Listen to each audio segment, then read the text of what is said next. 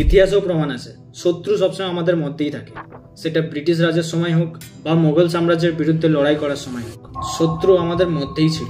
সূত্র অনুযায়ী কাশ্মীর টেরর অ্যাটাকে পাকিস্তানেরই হাত আছে এবং তাতে 26 জন ইনোসেন্ট মানুষের প্রাণ গেছে, যেটা খুবই দুঃখজনক। রিসেন্টলি ওয়েস্ট বেঙ্গলের বিশেষ কোনো সেন্সিটিভ জায়গায় পাকিস্তানের ফ্ল্যাগ পোড়ানোর জন্য ওয়েস্ট বেঙ্গল পুলিশ বাধা দেয়।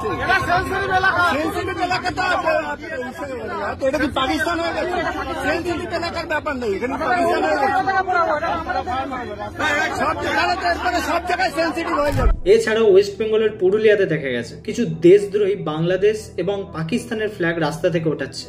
আচ্ছা, যখন বাংলাদেশ ভারতীয় পতাকা রাস্তার উপর পেতে তার উপর হাঁটাচলা করছিল তখন এরা কোথায় ছিল? আর শুধু ওয়েস্ট বেঙ্গলে নয়, এই ধরনের ঘটনা বিভিন্ন জায়গায় দেখা যাচ্ছে।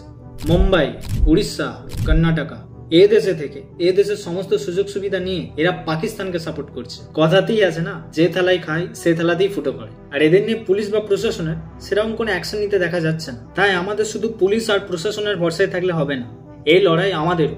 রাস্তায় এই ধরনের কোনো ঘটনা দেখলে প্রতিবাদ করবেন। জয় হিন্দ।